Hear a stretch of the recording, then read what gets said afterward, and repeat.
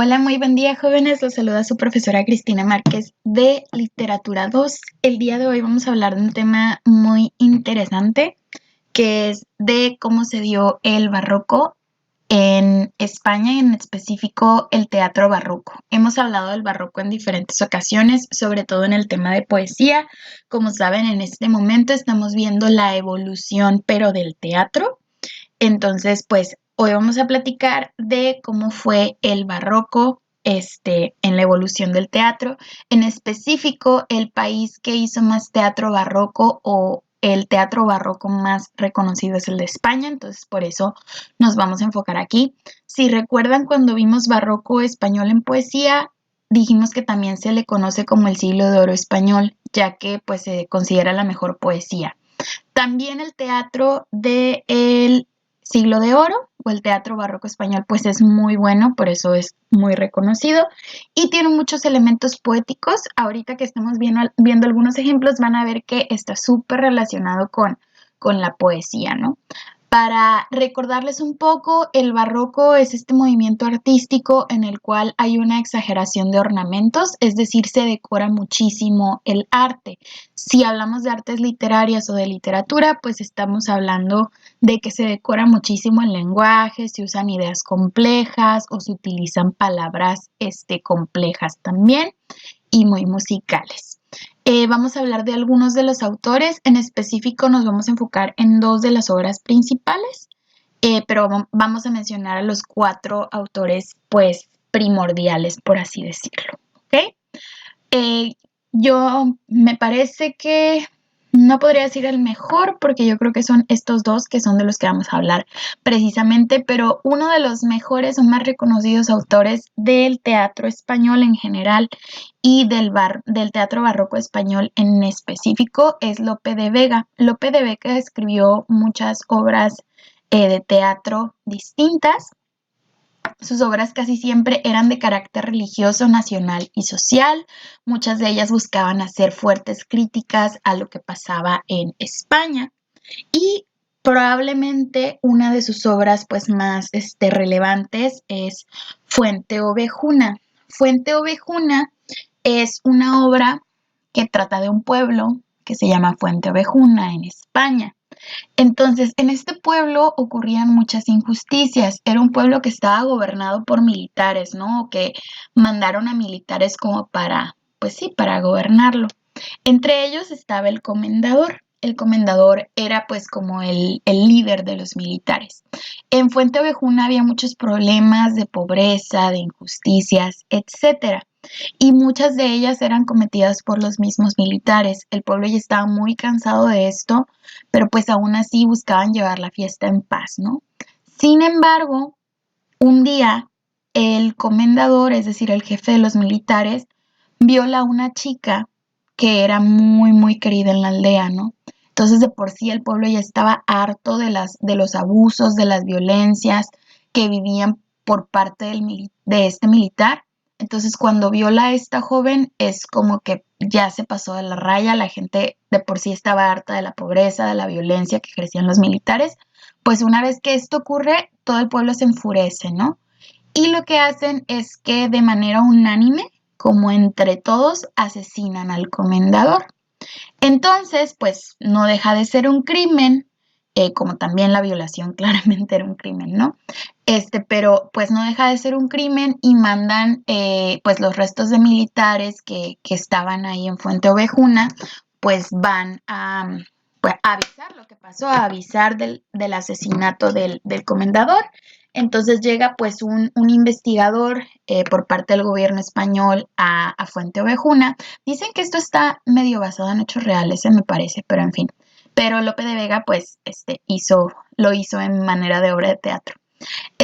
Llega entonces esta persona, este investigador, para tratar de esclarecer a quién culpar, ¿no? Porque pues un asesinato conlleva pues culpar a alguien y mandarlo a la cárcel. Entonces llega a hacer la investigación para ver a quién mandar a la cárcel, a quién detener como el responsable del delito y resulta que todo el pueblo cuando le preguntan que si quién fue, pues todos responden fuente ovejuna, ¿no? Porque para ellos es como que pues es que todos lo hicimos, todo el pueblo lo hizo y pues si todo el pueblo lo hizo, pues ni modo que metieran a todo el pueblo a la cárcel, ¿no? Era como su estrategia para pues que no pudieran en sí culpar a nadie, ¿no? Es como si, no sé, vivimos en Tijuana y pasó un crimen y toda la gente dijera, ¿quién fue? Tijuana.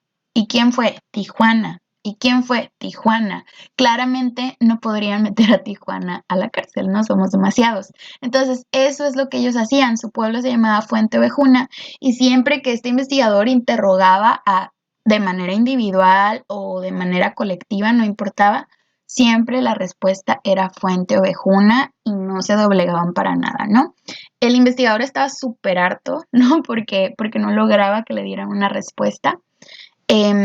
Mandó como a personas de más altos mandos que él también para que lo intentaran. Nadie pudo y al final pues mandan una carta como de disculpa o de aviso al rey de que no se iba a poder detener a nadie por el asesinato del militar, pues porque el pueblo estaba decidido a decir que fue Fuente Ovejuna, ¿no? Entonces es una obra muy interesante porque tiene precisamente este mensaje, ¿no? De que la unión hace la fuerza y pues que no hay que doblegarse como pueblos unidos ante las injusticias. Entonces, les recomiendo mucho esta obra, es muy buena.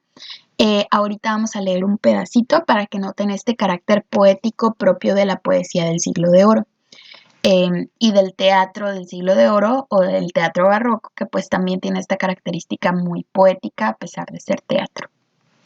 Bien, vamos a seguir con otros autores y obras. Tenemos también a Tirso de Molina, que igual era un dramaturgo español. Su obra más relevante se llama El burlador de Sevilla. Y tenemos a Calderón de la Barca. Este Calderón de la Barca es uno también después de Lope de Vega o junto con Lope de Vega, de los más reconocidos autores del teatro barroco español. Su obra más importante o más reconocida es una que se llama La vida es sueño. Vamos a platicar un poco de qué se trata esta obra. Esta obra se trata de un rey, ¿sí? De un rey que estaba esperando tener un hijo para que fuera su sucesor, ¿no? Y por fin tiene un hijo y le ponen Segismundo. Y así como esta obra tiene un poco el tinte de las tragedias griegas, ¿no? En el sentido de que van con un oráculo, es decir, como con estas personas que tenían visiones y que según conocían los designios del destino y de Dios, y van con un oráculo porque pues era como tradición para que les dijera cuál iba a ser el destino de Segismundo como rey, del hijo. Entonces, ¿qué es lo que pasa? Cuando pues así el oráculo hace sus predicciones, le dice al rey que Segismundo va a ser el peor príncipe, el peor rey que podría haber para el país, que no, que qué terrible, que lo mejor que podía hacer es o matar a ese niño o encerrarlo en una cárcel por toda su vida, ¿no? Entonces, ante esto, el rey se superalarma porque de verdad dice que, y si no me hace caso, o sea, le dice como que si no lo encierra, ¿no? Lo que va a pasar es que, pues precisamente las cosas que le digo se van a cumplir. Decía que Segismundo iba a cometer, asesinatos, violaciones, abusos de poder muy fuertes, entre muchas otras cosas, ¿no? Que pues claramente no eran dignas de un reino.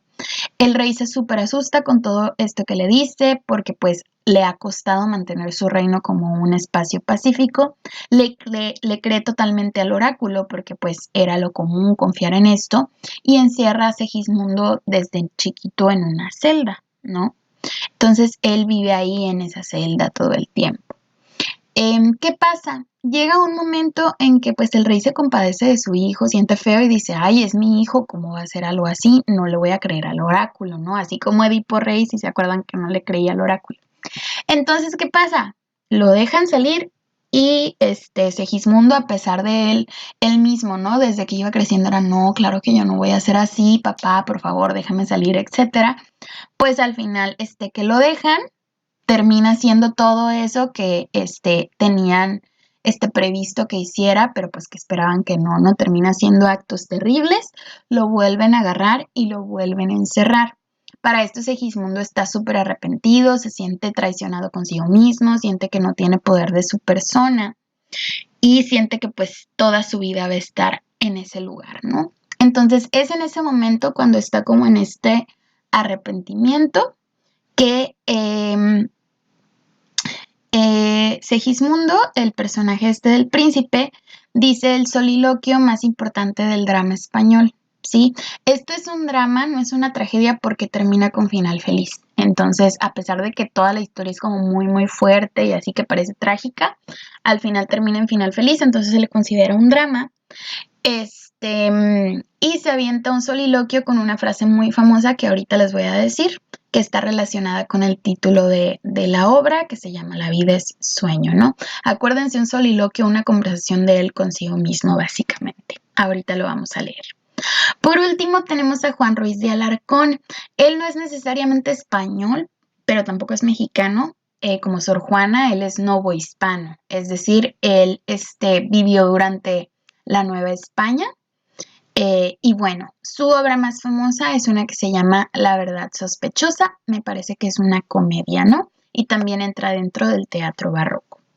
Vamos a ver un pedacito de Fuente Ovejuna, ¿sí? Para que se den una idea de cómo se desarrolla. Fíjense que parecen versos, ¿no? Dice, ¿quién mató al comendador? Fuente Ovejuna, señor. ¿Quién es Fuente Ovejuna? Todo el pueblo a una. Esto siempre le contestaban a este investigador cuando les preguntaba una y otra vez, ¿no? Entonces, si se fijan, estos dos como riman, ¿no? Una, or. Esto era pues muy común en el teatro del siglo de oro. Aquí tenemos como lo que le mandó al final al rey, lo que es este investigador, ¿no? Dice, haciendo averiguación del cometido delito, una hoja nos ha escrito que sea en comprobación, porque conformes a una con un valeroso pecho, en pidiendo quién lo han hecho, responden Fuente Ovejuna, perdón. Entonces, como pueden ver, aquí incluso hay rima abrazada, ¿no? Fíjense, para refrescarles un poquito la memoria, ¿no? Entonces, pues sí, creo que es evidente la presencia de la rima y que aún así se entiende súper bien, ¿no? El mensaje, ¿no? Esto es como ya, pues no se pudo sacar nada porque pues el pueblo en conjunto decía pues que Fuente Ovejuna eran ellos, ¿no? No sé si ya les había comentado, creo que sí, pero se hacen muchos memes respecto a la literatura, aunque para ustedes sea una clase, hay mucha gente que lee literatura por gusto y ya les había dicho que este era el fin principal de la literatura.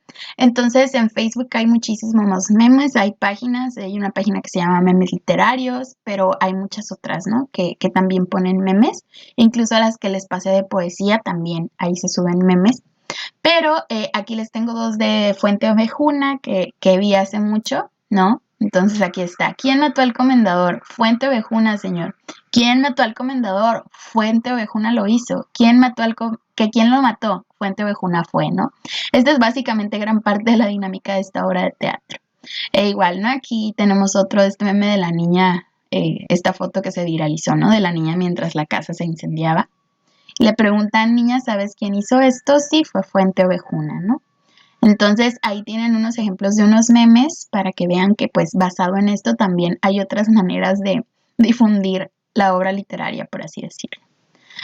Vamos a leer rápidamente el soliloquio de Segismundo o el soliloquio pues de la vida es sueño, ¿no?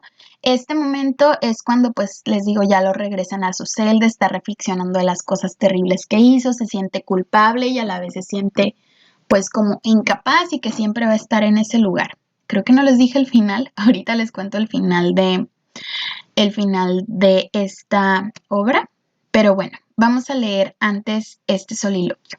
Dice, sueña el rey que es rey, y vive con este engaño mandando, disponiendo y gobernando, y este aplauso que recibe prestado, en el viento escribe, y en cenizas le convierte la muerte.